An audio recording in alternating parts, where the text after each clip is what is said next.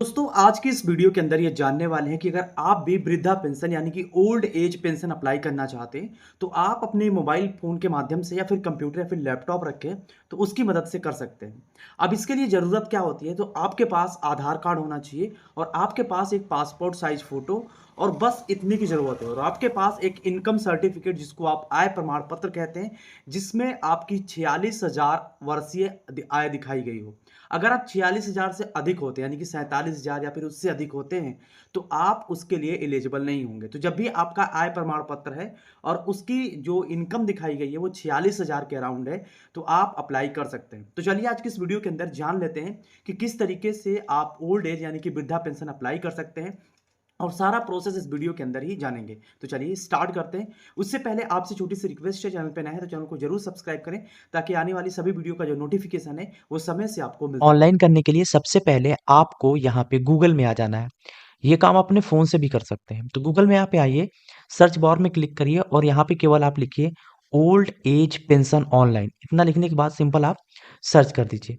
Search करने के बाद सबसे ऊपर ही आ जाएगा ओल्ड एज पेंशन अप्लाई। इस पे आपको क्लिक करना है। जैसे आप इस पे क्लिक करेंगे, अब ये वेबसाइट ओपन हो जाएगी जो कि इसकी ऑफ़िशियल वेबसाइट है समाज कल्याण विभाग की।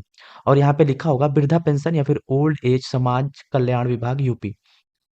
सबसे पहले यहाँ पे आपको अपना जनपद सेलेक्ट करना है, यानी कि सबसे पहले आपको अपना जिला सेलेक्ट करना है। उसके लिए इस पे आप क्लिक करिए। जो आपका जिला होगा यानी कि जो जनपद होगा जो उसको सेलेक्ट कर लेना है।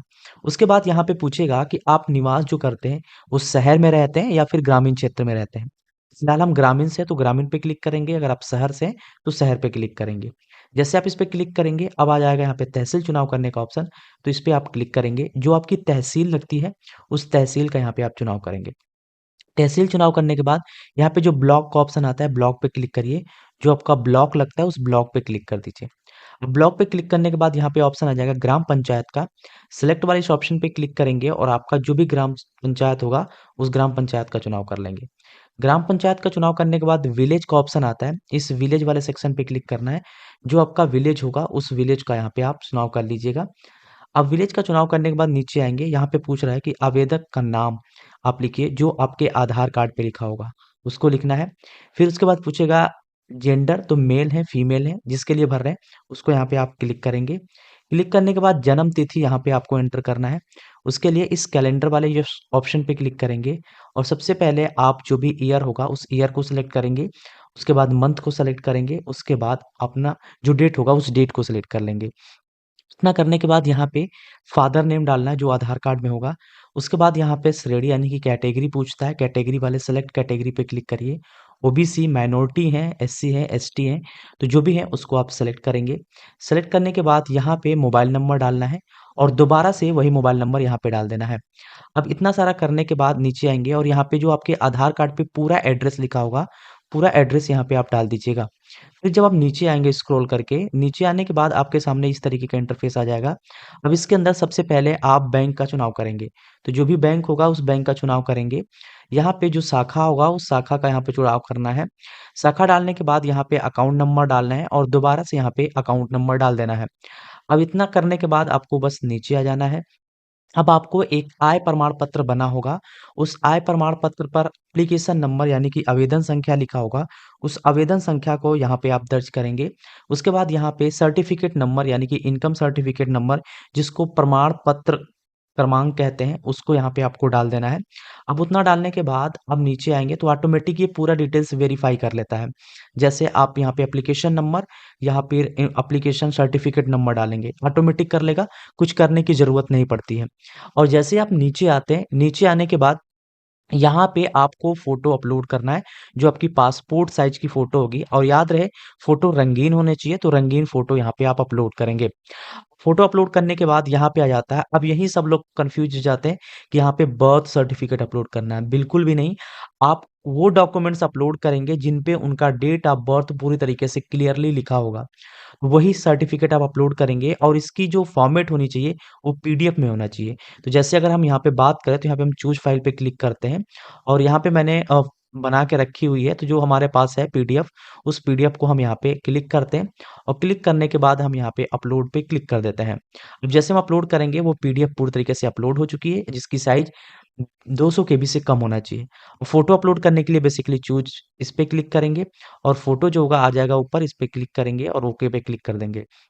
फ़ोटो की साइज़ देख सकते हैं 20 केबी से कम होना चाहिए, अगर 20 केबी से ज़्यादा होगा तो आप फ़ोटो अपलोड नहीं कर पाएँगे। अब नीचे आ जाइए, अब नीचे आने के बाद बस कुछ करना नहीं है, ये जो कैप्चा लिखा होगा इस कैप्चा को इसमें भरना है और इस जो डिक्लेरेशन है इसको टिक मार्क करना है और जो सबमिट वाला ये ऑप्शन है, सबमिट पे क्लिक कर देना है। तो जैसे ही आप सबमिट पे क्लिक करेंगे आपको एप्लीकेशन नंबर मिल जाएगा और यहाँ पे मिल जाएगा कि आपका जो वृद्धा पेंशन है वो सक्सेसफुली भर दिया गया है। तो अब नीचे आपको कृपया आवेदन की स्थिति जानने के लिए यहाँ पे क्लिक करें, यहाँ पे लॉगिन क्लिक पे क्लिक करना है। यहाँ पे अपनी स्कीम जो होगी उसको सेलेक्ट कर लेना है, ओल्ड एज वाला। रजिस्ट्रेशन नंबर, मोबाइल नंबर और सेंड ओटीपी पे क्लिक करिएगा। ओटीपी आपके उसी मोबाइल नंबर पे भेज देगा और जैसे ओटीपी भेज देगा ओटीपी और कैप्चा को भर के आपको लॉगिन कर लेना है।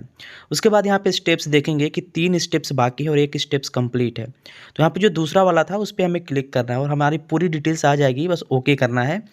स्वघोषणा पे कैप्चा डाल के फाइनल सबमिट पे क्लिक कर देना है और फाइनल सबमिट पे हम जैसे क्लिक कर देंगे, हमारी जो प्रोफाइल है वो पूरी तरीके से लॉक हो जाएगी। उससे पहले हम चेक कर लेंगे कि हमारा जो भी डिटेल्स भरा था सही है या नहीं है और जैसे मेरा सही होता है हम फाइनल सबमिट पे क्लिक कर देंगे तो जो भी हमारी प्रोफाइल होगी वो पूरी तरीके से लॉक हो जाएगी। अब यहाँ पे जैसे हम क्लिक करते हैं 2 स्टेप कंप्लीट हो चुकी है, तीसरे वाले स्टेप से हम क्लिक करेंगे। अब जैसे हम तीसरे वाले इस स्टेप्स पे क्लिक करते हैं, अब आधार वेरिफिकेशन वाला पॉपअप आ जाएगा। तो यहाँ पे आपका नाम लिखा रहेगा, आधार कार्ड का नंबर डालना है, मेल फीमेल का चुनाव कर लेना है, जन्म तिथि यहाँ पे डालना है जो आपके आधार कार्ड पे लिखा होगा। याद रहे जो भी डेट ऑफ बर्थ लिखा रहेगा बिल्कुल करेक्टली भरना है और आधार सत्यापन तभी हो पाएगा। अगर गलत आप भर देते हैं तो आप नहीं कर पाएंगे। आधार सत्यापन के 3 अटेम्प्ट मिलते हैं, अगर 3 अटेम्प्ट में कंप्लीट नहीं कर पाते हैं तो आपका ये जो पेंशन है पूरी तरीके से रिजेक्ट हो जाएगा। तो चलिए जो भी हमारा आधार नंबर है, जो भी जन्म तिथि लिखा हुआ है आधार कार्ड पे, वो सारी डिटेल्स हम यहाँ पे स्टेप बाय स्टेप यानी कि बारी-बारी से भर के इस डिस्क्लेमर को एक्सेप्ट करेंगे और कैप्चा को भरकर क्लिक फॉर आधार ऑथेंटिकेट वाले ऑप्शन पे क्लिक करेंगे और जैसे हम उस पे क्लिक करेंगे, हमारा जो आधार वेरिफिकेशन है वो सक्सेसफुली कंप्लीट हो जाएगा।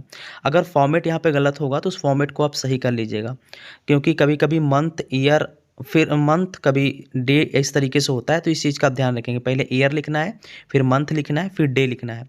इस चीज़ को आप ध्यान रखेंगे। यानी कि पहले साल लिखेंगे, फिर कितना मंथ है और कितना डे है, वो सारी डिटेल्स आप यहाँ पे भरेंगे।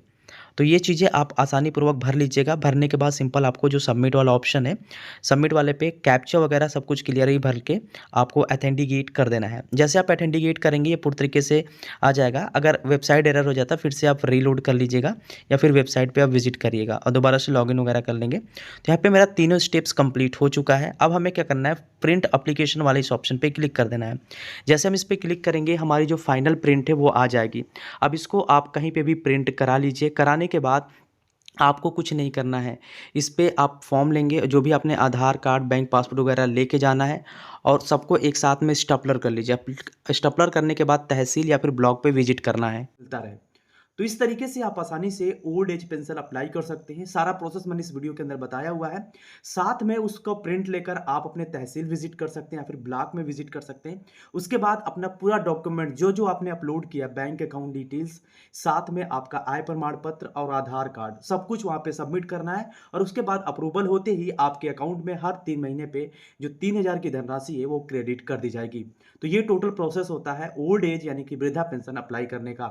आशा है ये वीडियो अच्छे से समझ में आई होगी। वीडियो अगर पसंद आई हो लाइक कर दिए, चैनल पे फर्स्ट टाइम विजिट किए हैं सब्सक्राइब करके बेल आइकन जरूर प्रेस कर लें। मिलते हैं नए वीडियो में एक नए इंटरेस्टिंग वीडियो के साथ, तब तक के लिए जय हिंद, वंदे मातरम।